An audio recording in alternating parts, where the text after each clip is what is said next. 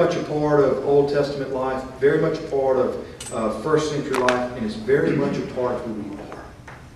And so you have as laid apart this one reality that is fallen Babylon, and it has its leaders, it has its rulers, it has its own ethical code. I mean, it models and mimics everything over here of New Jerusalem. But New Jerusalem, life with God, has its own ethical code, its own morality, its own belief system, its own theology, its own, it has its own ruler. I mean, they're laid apart as being the same, but they're not. And the idea is for this people and for us, which one are you going to pledge your allegiance to?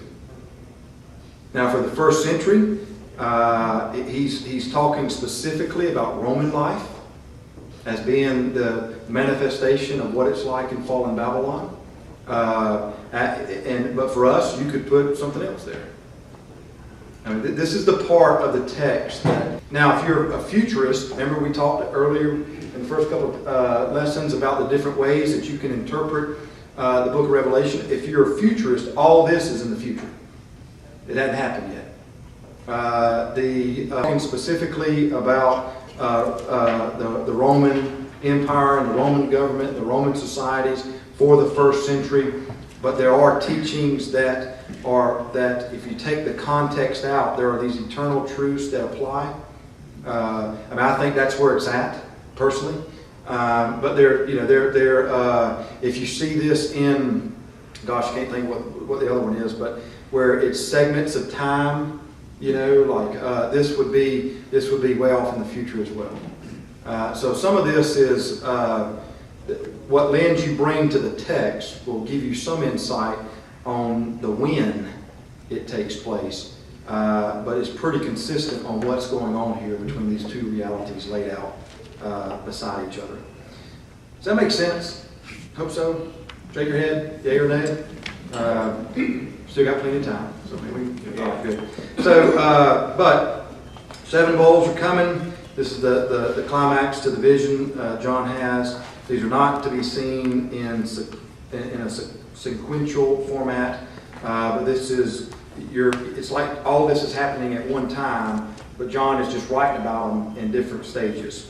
But you have this contrast compare between the bride and the great whore, and you have an idea that the dragon and the beast are consolidated into one being or one, I'm going to say person, whether or not it's a person we don't know, but just to one entity. In chapter 17, verse 4, the description of how she's dressed is very similar to what the political powers and the economic wealthy of the ruling class of Roman life, they would wear that. They were the only ones that would wear purple. Scarlet and gold are normally colors that are signs of wealth. They were very expensive to dress that way. Notice that she drinks from a gold cup. The economic wealth there. But what comes out of the cup is destructive, which think back in your Old Testament, like Psalm 23, he anoints my head with oil. What happens? My cup. The idea of what's inside the cup in Old Testament life normally is representative of nature. What's not nature as in the grass and the trees, but your nature. Or whatever, who's ever holding the cup and drinking out of it, what's in the cup is normally symbolic for what's going on or what's life inside that person. And so she's holding a golden cup, but on the inside of it is something unholy. And it leads to all types of abominations that she commits and that other people commit as well. In verse 7 and 8 of chapter 17, John, when he looks at her, the first take is something of, boy, she's fairly invincible. But the angel's the one that calls back to say, don't be amazed. I mean, I'll tell you the real mystery of the woman and of the beast and the 7 heads and the 10 horns that carries her. And then he gives a description, and they're flawed. And so at face value, when you look at her from a distance, it looks like this is good. I mean, this looks like the way to go. But the angel with John gives insight into her true nature, and it's very destructive. And so for the better part of the beginning of chapter 17 and going into near the end of 17, you have this description about who this, who the great whore is and the beasts that carry her. But then when you get to the end of the chapter, verses 16 and 17, notice that God does not have to take vindictive actions against her. She's flawed. And so the rebellion is flawed and it falls on itself, and God doesn't have to do anything because it's flawed from the very beginning, which is interesting to me. That's something that shows up all throughout the book of Revelation, that so often God is not actively touching fallen Babylon. He can. We've already talked about that. A lot of times he takes an action that just sits back, and as they try to make war or to work against, it falls on itself. It's inherently crumbled, if that makes sense. And so you see a little bit of that in 16 and 17, where God is not actively warring against, and yet they're falling and devouring. It has this horrible image of and the 10 horns that you saw, they are the beasts, that they will hate the whore, they will make her desolate and naked, they will devour her flesh and burn her up with fire. That doesn't sound real pretty, does it? But that's what they're doing to themselves. God is just sitting back and watching them crumble. So then, that kind of gets us through chapter 17. When we get into chapter 18, again, this is not to be as in 17's over and done, and then comes chapter 18. All this is kind of happening at the same time. What you have is the singing, or the people who belong to Christ, as they're watching fallen Babylon crumble just because it's inherently flawed, they're rejoicing. It's almost like John sees the scene of what's going on with her and how that's destructive, and immediately the camera pans to the fans in the stands, and they're all rejoicing because the camera's showing the side of those that belong to God, and they're all hooping and hollering and waving their pom poms because fallen Babylon is dying. It's destroying. I mean, it's destroying itself. Which is sort of interesting. Verse 1 in chapter 18, you see an angelic representation of Christ that has great authority. It's described in bright and splendor, and it has a mighty voice, and the mighty voice says, "Fallen, fallen is Babylon the Great," and goes down for about 3 or 4 verses about all these things, that what's wrong with her and what's finally coming to be. You see the conditions of that in verse 2 and 3. The first element as a dwelling place for demons, and then it has this image. This is really kind of graphic, where it talks about every foul and hateful bird. The idea is that the bird is unholy, and when the bird flies and defecates or gives its droppings, they're unholy too. I mean, that's the image with the language. It doesn't translate that way in English, but if you look at in the Greek, you get some of that. I mean, it's pretty nasty. But you can see, if this is supposed to be the major opponent, and it's crumbling on itself, and then whenever Christ speaks about the opponent, it's just an unholy bird that just everywhere it goes, it just leaves nasty stuff. That's the picture of what's going on. And yet people, which is, again, so why? I mean, you would think that, if with that picture, there would be a level where we would say, you know what, I think I've had enough of this. It goes on in this song that Christ is singing. You've got how kings, rulers are lamenting fallen Babylon because inside of that system. They did well. And to some degree, they're just waiting on the next person who's going to take the reins. Merchants are lamenting the sadness of the trade being disrupted. Seafarers, same as the merchants. Which, think about it for a moment. Inside of our own society, are there not places or people or situations where people can obtain great wealth and power through means that hurt other people? You mean like in D.C.? Like in what? D.C.? Well, like in D.C.? Maybe.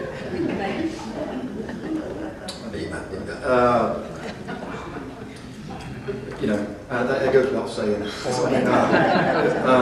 But it happens. And that's true there. It's true today. And so what is inherently flawed about the system that stands in contrast to God is stuff like this. Where people will step on others for power. They will use others for their own advancement. Now remember, that's being compared and contrasted to a life where you live in the kingdom of God. And what you know about God's kingdom, and get larger than just the book of Revelation. Remember the Gospels, look at the New Testament. How is life in the kingdom described when it comes to relationships? Is it king of the hill? Where you step on other people for your own advancement? Or, to some degree, are you not your brother or your sister's keeper? Do you see what's being compared? What's being contrasted? And so you have in very graphic language that type of comparison. When you get in, so 18 is a song of where Christ is singing about the flawedness of fallen Babylon. And it's in past tense, which is interesting to me. Again, so often when fallen Babylon is described, it's in past tense. Like it doesn't matter. It's over and done with. As compared to future tense. So we get into chapter 19.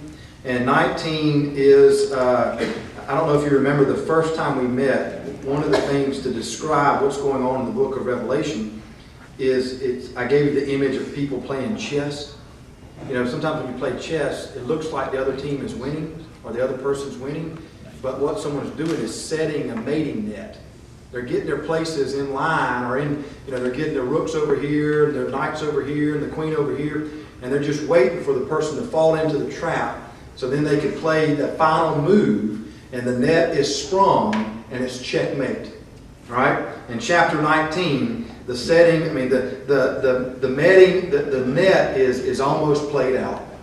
You have the binding of the dragon. You have the general dimensions of the end game. You have this little segment. It's only about just a handful of verses that talks about this millennium activity. And then you see the final checkmate move where God judges everyone. Those that are in fallen Babylon and those that are not.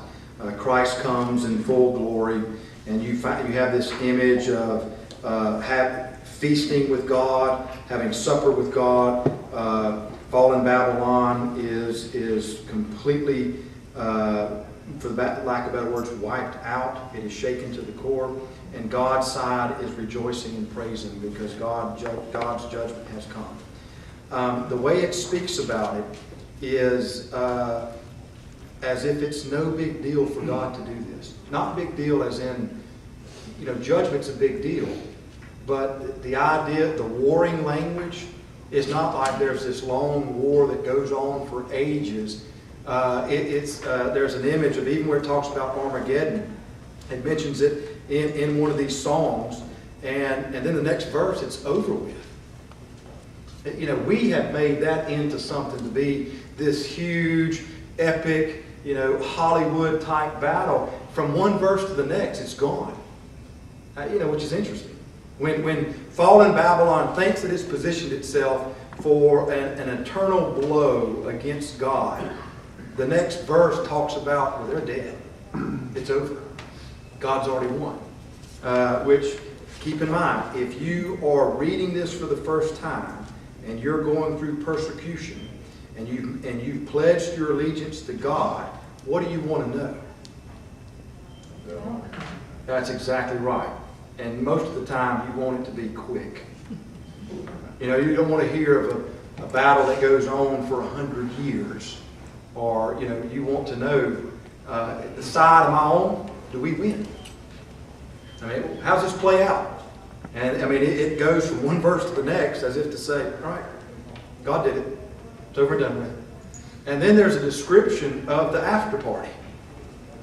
I mean, what happens, the spoils of war. And that's the idea of, you know, binding of dragon. Satan is locked up in this pit for a time and then allowed to be set free. Notice that Satan does not have, this is in chapter 20, Satan does not have the ability to do it, to do it on his own, but God allows that. But it's only for a brief time, and then God, and then finally the absolute judgment, and it's over and done with. I mean, it really, if you're, this is kind of my terms, the speed of how fast the text describes the ending is not slow. You know what I mean by that? It's the idea of it's over and done with, and it's gone. And now comes the new heaven, the new earth. Boom, it's here. God and God's kingdom has come in consummation. And there was not anything that anybody who wants to stand against that can do to block it. You want to talk about predestination? You know what's been predestined? This. Not so much people. This.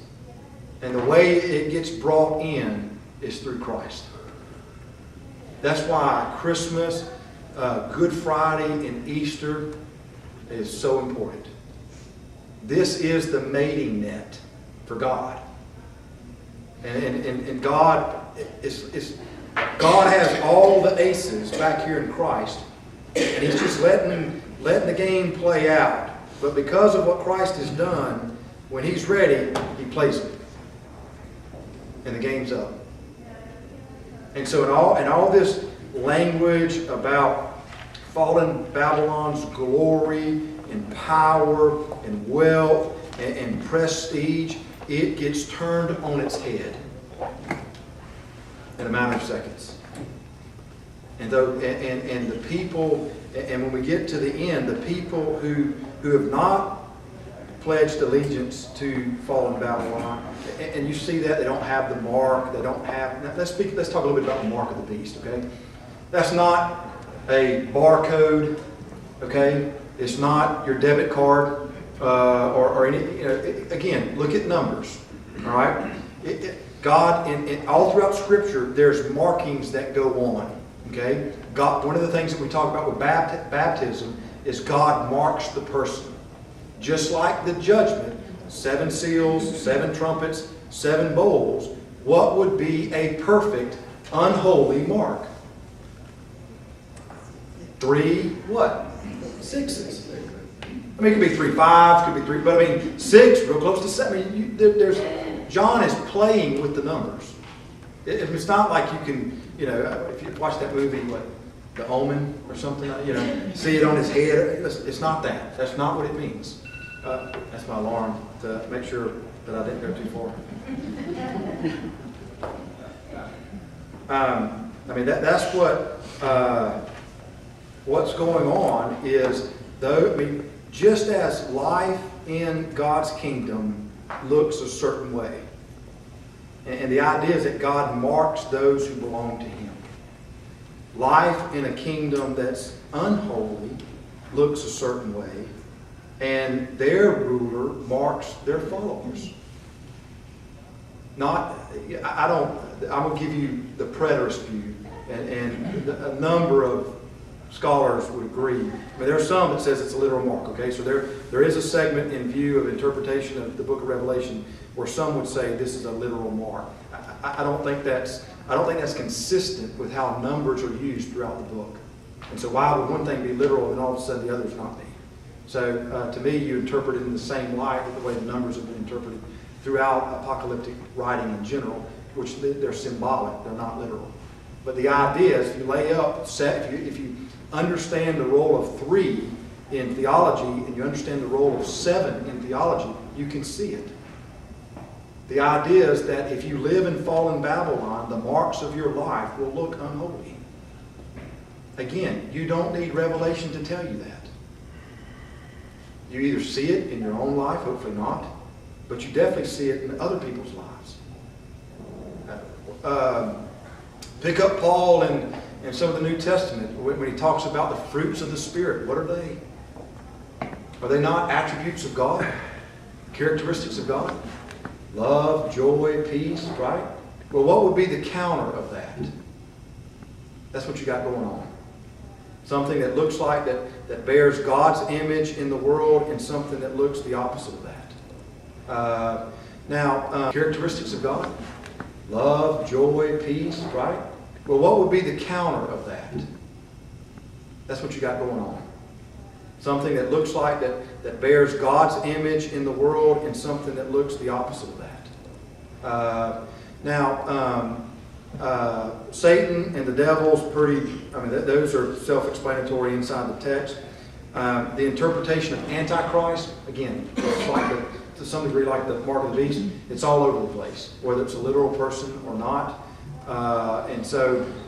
Depending on what lens by which you see the book of Revelation, probably will determine what camp you normally sit in. The preterist view historically has not assigned this to a specific person as much to people who live in fallen Babylon.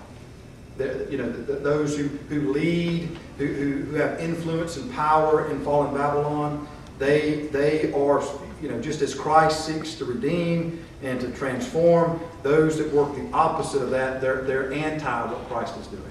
Does that make sense?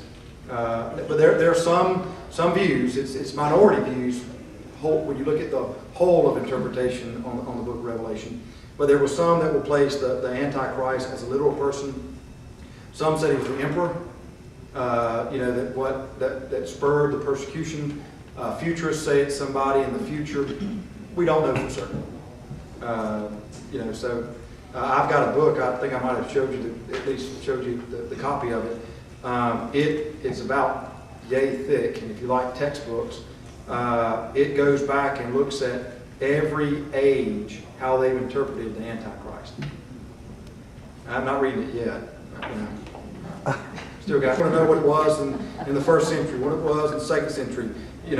Every century or every period of time, it takes a look at it. And some of them are, I've skimmed through some of them. Some of them are political. Some of them are, people of power. Some of them are fictitious type persons where there's not a real person, but it's a typology. We just don't have a clear answer on that. But that's okay. Those are not things that are central to what's going on in the text. It's kind of like the millennium period. It's just a few verses. Now, is that a period of time? 1,000 is a holistic number too. So is that just a time of a complete time, or is it literally 1,000 years? We don't know. Depending on how you interpret. If you're a futurist, it's going to be 1,000 years in the future. Don't know. I think it's best to interpret numbers in light of how they're interpreted in the style of writing, which is always symbolic. They're not used as literal numbers. I know that's a lot to cover in a small amount of time. John and I are going to polish a lot of this up and put it in some handouts, if you'll give us probably till January, and put a lot of that, pass those out in the morning, or it'll be on the internet if you want to get those, where we flesh these out a little bit more than in our time here. So any comments or questions? I know it's kind of like drinking from a fire hydrant, but if not, feel free to, you can go back and listen to this lesson or some of the other lessons, and if you have questions, please email us, and or if you want further reading on a topic, we think that's the best way that we learn is through processing, asking questions, and then follow up. So But hope you've enjoyed our time with Revelation. I know John and I have enjoyed it, and look forward to these type of lessons here in our church. And I'm sure that in the spring we'll pick up another topic. We'd like to do one in the spring and one in the fall.